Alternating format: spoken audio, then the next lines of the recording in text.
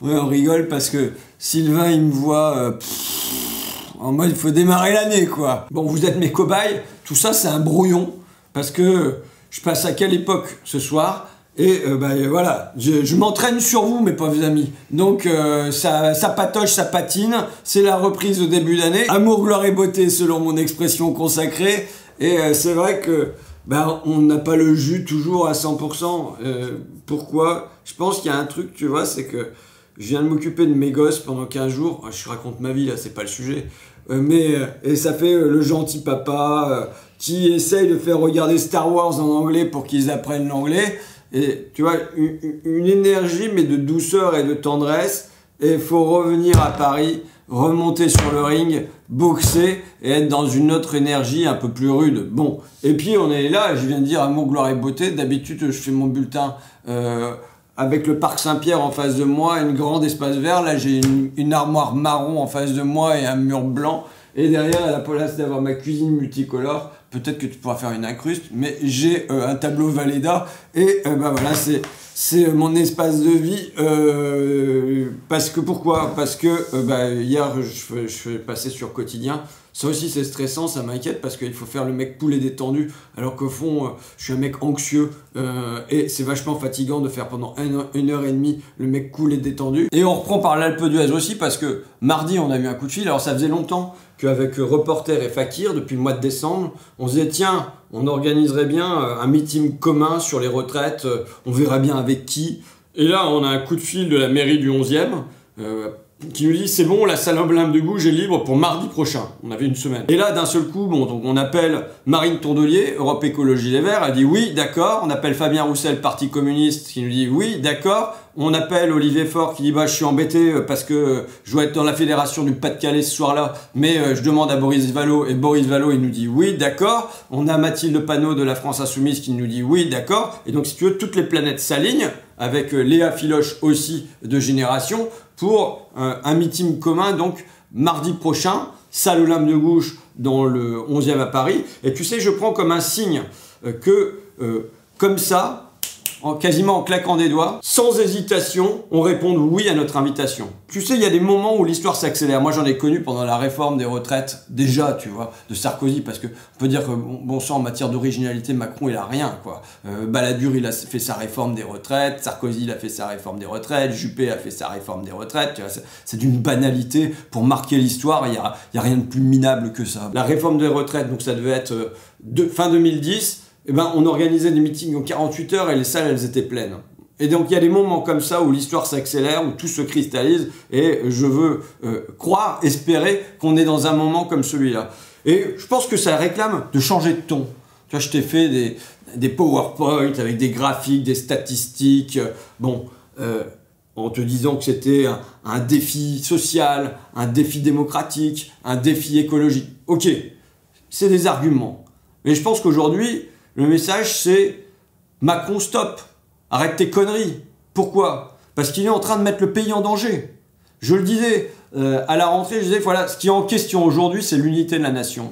Pourquoi? Parce qu'on est dans une crise économique évidente. Les gens se demandent s'ils vont pouvoir payer leurs factures de gaz, leurs factures d'électricité, mais avec les salaires qui augmentent pas, comment ils font leurs courses au supermarché. Mais aussi une crise écologique. Je veux dire, la Terre est en train de crever. Bon, et la grande ambition réformatrice de Macron, c'est de se dire, ah bah tiens, pour le déficit des retraites à l'horizon 2040, là, il va y avoir un petit souci, je vais revoir les paramètres, comme s'il n'y avait pas un déficit, par exemple, de biodiversité. Pendant sa génération, la mienne, c'est 2/3 des vertébrés qui ont disparu, c'est 1/3 des oiseaux, c'est les lombrics aussi, parce que tu sais, 90% des lombrics, j'aime beaucoup les lombrics, sous terre, je pense que ça a son utilité. Donc sous terre, sur terre, dans les airs, tout disparaît, mais lui, il dit, ah là, ma grande inquiétude, c'est le déficit de retraite. La crise aussi démocratique, avec un président qui est réélu ras du cul, sans panache, sans élan. Derrière, il a une majorité de raccros à l'Assemblée nationale. Et c'est sur cette base-là qu'il pense faire une réforme contre les 3/4 des Français, qui sont contre, mais 90% des ouvriers. Et quand on demande aux Français qu'est-ce que vous voulez, ils disent nous on veut pas de cette réforme-là, ce qu'on veut c'est la retraite à 60 ans. Mais comment vous comptez financer ça? On va taxer les riches. Et voilà, l'esprit du pays. Et lui dans ce temps-là il dit tiens, non je vais aller reculer ça. C'est-à-dire qu'il va déchirer le pays comme il l'a déjà déchiré à un moment de la crise des Gilets jaunes. Et d'ailleurs, je pense qu'il en est conscient. Dans ses vœux, il reprend l'expression, ouais, parce qu'il y a des moments où je me la pète un peu, et je pense que j'ai parfois la capacité à mettre des idées dans l'espace public qui sont piquées par mes adversaires.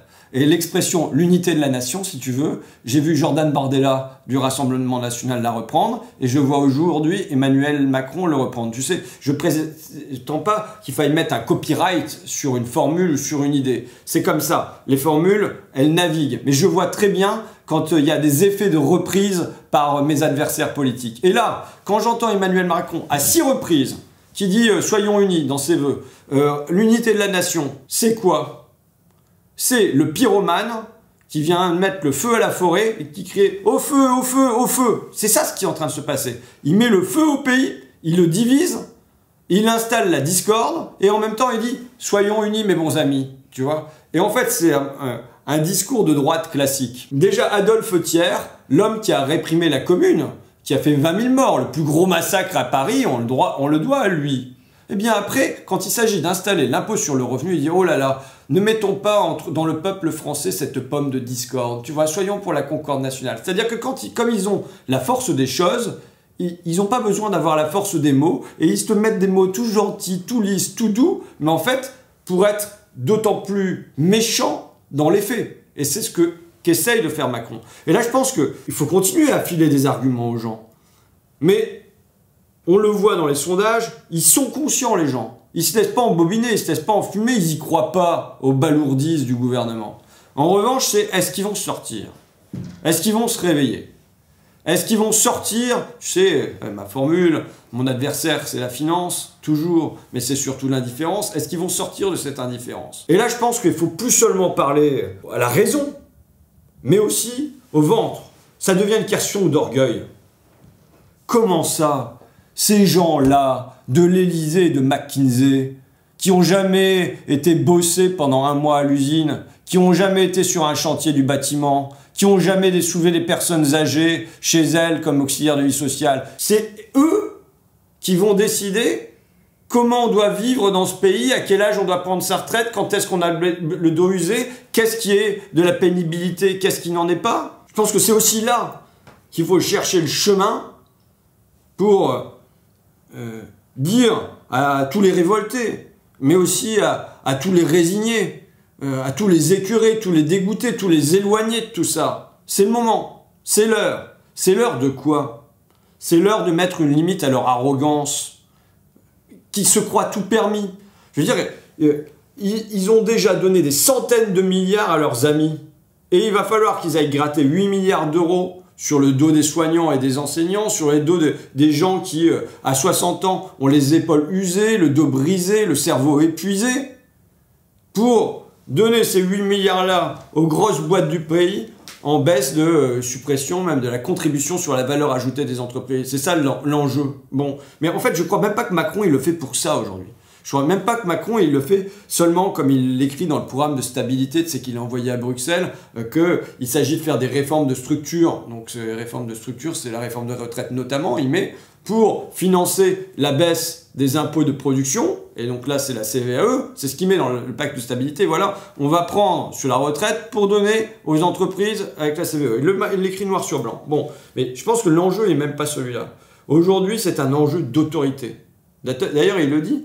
Il dit, ce qui est en cause aujourd'hui, c'est l'autorité de votre serviteur. Mon serviteur, mon œil, quoi. Tu vois, c'est pas moi qui sers, et je pense qu'il sert pas du tout les Français. Bon, mais par contre, il en sert d'autres. Ouais, ça c'est sûr. Bon, mais aujourd'hui, la question, c'est de mettre une limite à son arrogance et au fait qu'il prenne les Français et la France comme un jouet. C'est quasiment un joujou pour lui. Et c'est la seule chose qu'il peut la répéter, c'est que ça déborde dehors. Il faut que ça déborde dehors, à la fois de colère, mais aussi d'espoir, de joie. Parce que la retraite, c'est de la joie. Je vais terminer là-dessus, mon couplet retraite. Mais quand on parle aux gens, ils disent, bah voilà, je peux m'occuper de mes petits-enfants, je peux aller prendre des cours de Zumba, même si tu m'as dit que la Zumba, c'était un peu trop pour les retraités, mais tu connais pas les nouveaux retraités.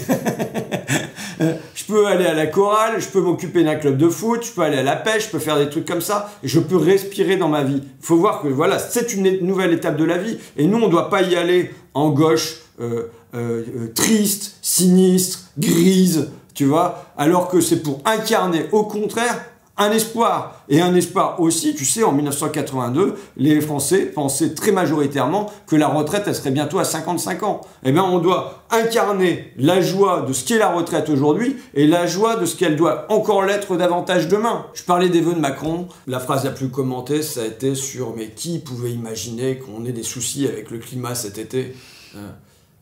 Lui et moi, on est à peu près de la même génération. Et moi, déjà dans les années 90, j'étais frappé de ce qu'on appelle maintenant l'éco-anxiété. Bon, ça n'avait pas de nom à l'époque. Mais, alors je confondais un peu, parce qu'il y avait un problème avec la couche d'ozone et le réchauffement climatique. Et il y avait un peu les deux qui se mêlaient. Mais déjà, j'étais hanté par ça, et en fait par la crainte et la quasi-certitude que l'humanité ne se dépêtrerait pas de cette histoire. Il a grandi dans les mêmes années que moi, et on est 30 ans plus tard, et il semble découvrir le problème. Et je veux dire que c'est pas, pour moi, seulement une question d'Emmanuel Macron qui s'aveuglerait, c'est à travers lui toute une classe qui s'aveugle, qu'on peut appeler l'oligarchie, et qui au fond vit dans le déni. Ça me rappelle une enquête qui a été faite par la NASA, un chercheur, attends, je te donne son nom parce qu'il n'est pas facile à retenir, donc j'y arrive pas, c'est un nom indien sans doute, Safa Moteshari, donc qui a fait une étude qui s'appelle HANDY, Human and Nature Dynamics, donc les dynamiques humaines et naturelles, et qui en fait s'intéresse à pourquoi il y a eu des effondrements de civilisation. Et il identifie deux causes. Une première cause qui est on consomme trop les ressources naturelles, il y a une surconsommation. Et la deuxième, c'est il y a une inégalité, le pouvoir est concentré entre quelques individus qui sont ceux qui ont le moins conscience de l'effondrement à venir. Pourquoi? Parce qu'au fond, ils ont les moyens, avec leur richesse, avec leur pouvoir, de repousser dans le temps le moment où eux-mêmes seront touchés. Ça donne ça dans un texte de Pablo Servigne, tu vois, l'auteur de l'Entraide, qui dit ceci. « Les élites, parées de leur richesse, ne souffrent pas immédiatement des premiers effets du déclin.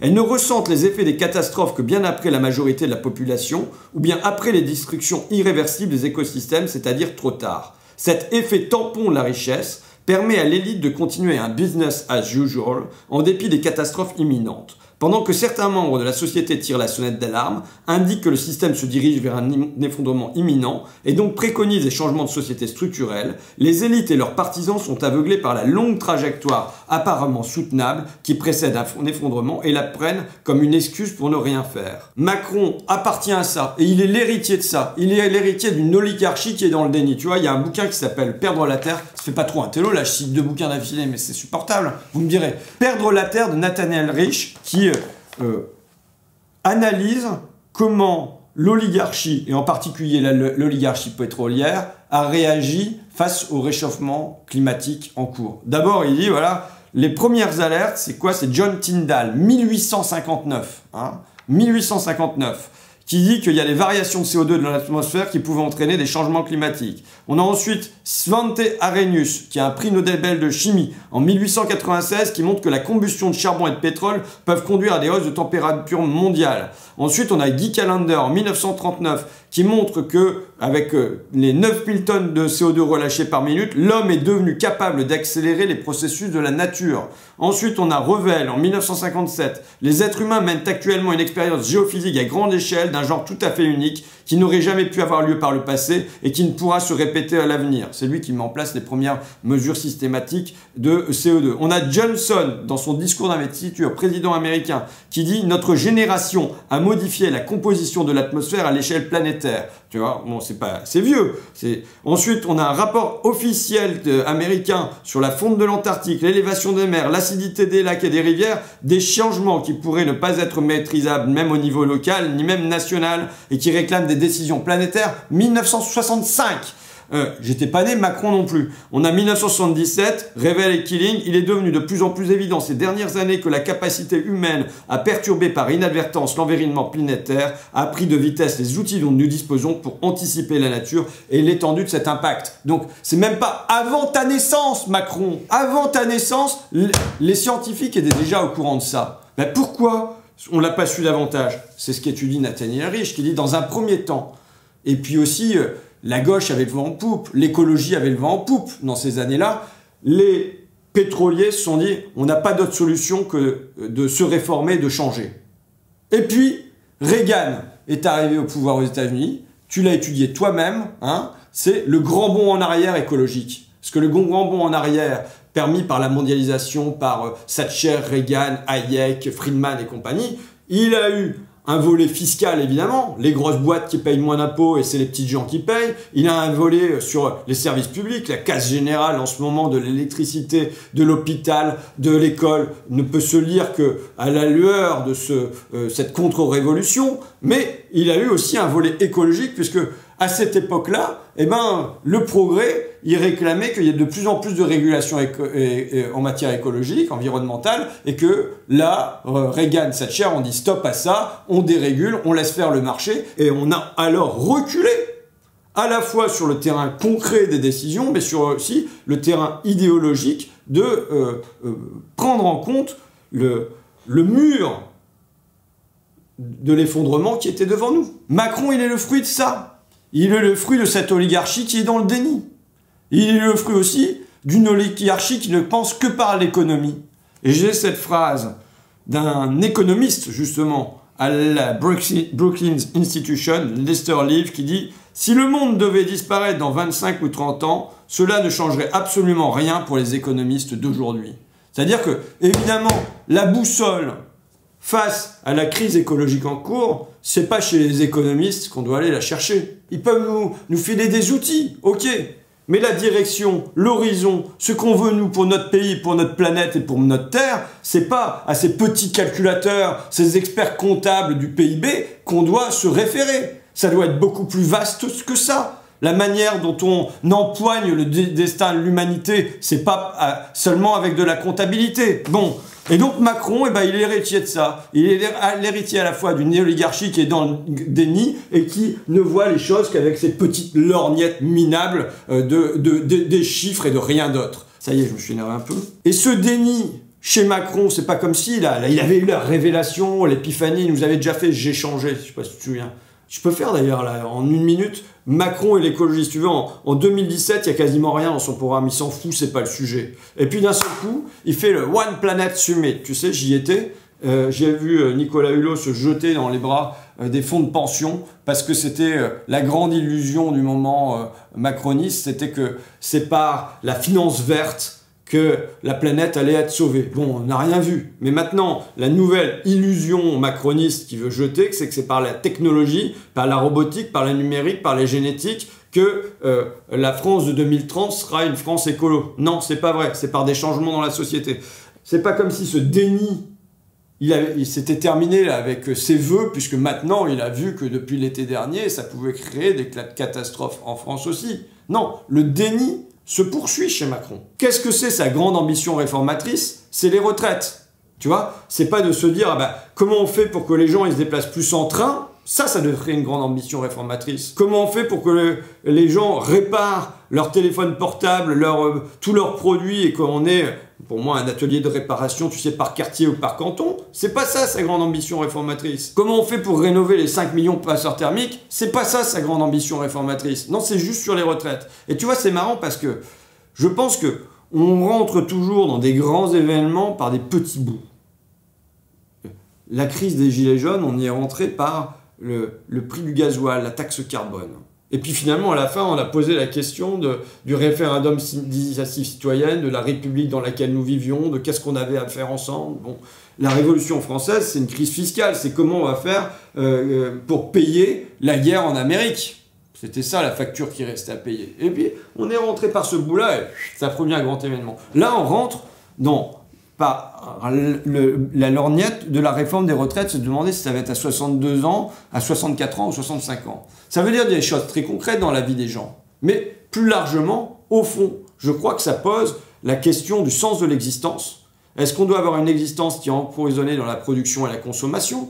Et ça, c'est la volonté de Macron, c'est la volonté des libéraux, c'est la volonté des économistes avec leurs petites lorgnettes. Ou bien est-ce qu'on doit échapper à ça et avoir des pans de plus importants de nos vies qui échappent à ça? Mais ça pose aussi la question du sens de l'histoire. Puisque tu sais que jusqu'aux années 80, le pays d'Occident où on travaillait le moins, où on travaillait moins que les Allemands, d'accord, mais moins que les Français, moins que les Italiens, c'était les USA. Et que là aussi, tu as eu un grand bond en arrière qui a fait qu'avec Reagan, eh ben, les gens se sont mis à cumuler deux boulots, ce que Macron est en train d'installer en France aujourd'hui en disant aux fonctionnaires, vous pouvez après la retraite continuer à bosser, ou en voyant, moi j'interroge les caissières de Monoprix qui prennent des ménages après, ça s'est banalisé le fait que les gens ils prennent plusieurs boulots, et on est allé vers une réaugmentation du temps de travail. Alors que Keynes pariait qu'à la fin du XXe siècle, on travaillerait moins de 20 heures par semaine, alors que le sens de l'histoire, ça semblait être une diminution du temps de travail, alors qu'on a eu des gains de productivité avec la robotique, le numérique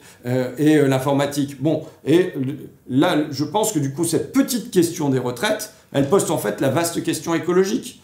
Quel est le sens de l'existence? Est-ce que ça doit être d'être enfermé dans la production et la consommation? Et quel est le sens de l'histoire? Bon, on termine sur les vœux. Macron qui souhaitait ses vœux aux boulangers, aux bouchers, à tous les métiers de bouche. Avec évidemment le prix de l'énergie. Tu vois, j'ai un boulanger qui m'a remis ses tarifs d'électricité. Il était à 9 € en gros du kilowattheure. Il passerait à 58 €. C'est-à-dire une multiplication par 6.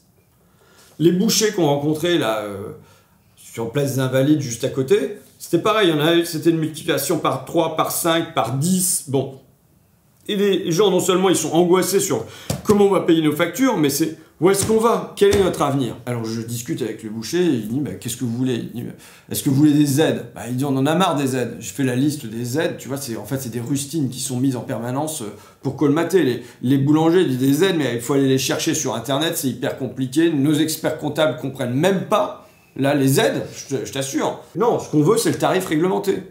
Je dis, mais au fond, ce que vous voulez, c'est ce qui a existé pendant 40 ans, EDF nationalisé, et puis des prix où vous savez que ça va augmenter de 3%, de 5%, mais enfin c'est prévu et vous pouvez vous organiser. Ben oui, c'est ça qu'on veut, parce que sinon, on ne sait pas si on peut investir, si on ne peut pas investir. Et c'est marrant parce que j'avais les maires des communes, c'est pareil, ils étaient dans l'angoisse de est-ce qu'on va pouvoir continuer à chauffer notre piscine, mais aussi est-ce qu'on va pouvoir construire le local pour accueillir la poste, mais est-ce qu'on va pouvoir construire ça ou est-ce que tout notre finance va passer dans payer l'électricité et le gaz? Bon, et même les industriels, tu vois, je vais dans une briqueterie et le gars il dit bon, il va peut-être falloir que je coupe parce que là ça va nous coûter trop cher en énergie on a en fait le capital tue le travail. C'est un patron qui te dit ça. Ils sont en train de nous bouffer la laine sur le dos. Ils nous font pas de cadeaux. Bon. Et même le patron du MEDEF qui dit c'est une folie, c'est absurde, il faut sortir du marché européen de l'électricité. Et donc je dis au boucher, finalement vous êtes de gauche. Tu vois, naturellement je sentais bien que c'était pas le... Mais ils avaient l'air de bien m'aimer pour ceux qui me connaissaient, mais enfin tu vois, comme ça quoi. Je dis pourquoi? Ben, vous voulez de la régulation économique, vous voulez un EDF nationalisé, vous voulez sortir du marché, vous êtes de gauche. Et je pense que c'est un symptôme de la France aujourd'hui qui au fond est de gauche sans le savoir. Tu vois. Profondément, ce que les gens veulent, c'est ça. Et ce qu'ils voudraient pour l'école, c'est quelque chose de stable, quoi, qu'on arrête de faire des réformes tous les ans où plus personne ne comprend rien. Si le bac il existe, si le bac il n'existe pas, les options que tu dois prendre en seconde. Moi j'ai mon fils qui va rentrer au lycée, là je comprends rien, quoi. Bon, l'hôpital, que les gens puissent être soignés à l'hôpital, que les trains ils circulent à l'heure, tu vois, les gens ils seraient sur des demandes relativement basiques. Là tu es chez EDF, l'électricité, maintenant on t'envoie un truc, t'as 19 numéros de téléphone à appeler, des 0800, on te dit que tu peux passer par Total Énergie, Dans les vœux de Macron, en fait, il montre qu'il est pris dans une contradiction. Parce que lui, ce système du marché, il ne s'agit pas d'en sortir, il s'agit de le renforcer. Il est là pour installer de la concurrence dans le train, il est là pour installer de la concurrence entre les communes, de la concurrence entre les universités, de la concurrence entre les étudiants. C'est monsieur concurrence. Donc c'est pas lui qui va réformer le système, il ne le veut pas. En revanche, il va mettre des rustines en permanence, c'est des aides, c'est des primes, c'est des chécounets, j'appelle ça. Et donc Macron est obligé de faire du contre-Macron. C'est Macron qui dénonce tous les numéros verts hier. Alors que ça fait des années maintenant que nous on se moque d'eux en disant « Ah, disons, c'est plus un gouvernement, c'est un centre d'appel que vous êtes en train de mettre en place. » Ensuite, il dit « Mais c'est quand même scandaleux, les entreprises d'énergie, elles font des profits, des surprofits. » Mais attends, ça fait 5 ans que t'es là, ça fait 5 ans que tu les gaves. Et pourquoi Macron fait du contre-Macron? Parce qu'au fond, je pense qu'il a été élu à contre-temps de l'histoire. Il ne faut pas que je rentre dans mes grandes théories, sinon on a encore pour 20 minutes. Mais à contre-temps de l'histoire, c'est-à-dire que tout comme Mitterrand avait été élu en 1981, alors que la vague socialiste finalement a été déclinante, c'était déjà Reagan, Thatcher qui arrivaient, Hayek et Friedman qui dominaient les esprits, et bien on a au fond un Macron qui est le nouveau Reagan, le Reagan français, mais qui est élu à un moment où les libéraux n'ont plus le vent en poupe. Où concurrence, croissance, mondialisation, ce sont des mots qui dégoûtent les gens.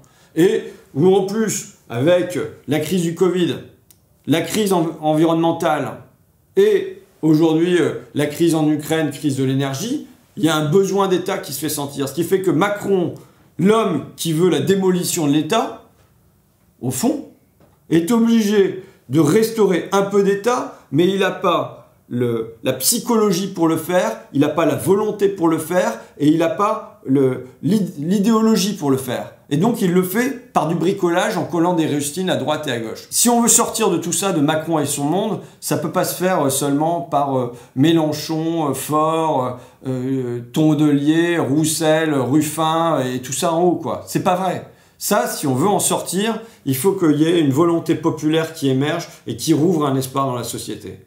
Et je crois que cette volonté populaire, là, il est temps. Il est temps qu'elle se fasse sentir sur un sujet populaire comme les retraites et qui, je le dis, peut toucher au cœur des Français qui travaillent et qui parfois sont à la peine au travail et qui aussi comporte un enjeu profondément écologique sur la société dans laquelle on veut vivre demain et le sens de notre existence et le sens de notre histoire. Bon allez, à mardi, 19h, salle Olympe de Gouges, à côté de Bastille, et dans la joie et en fanfare.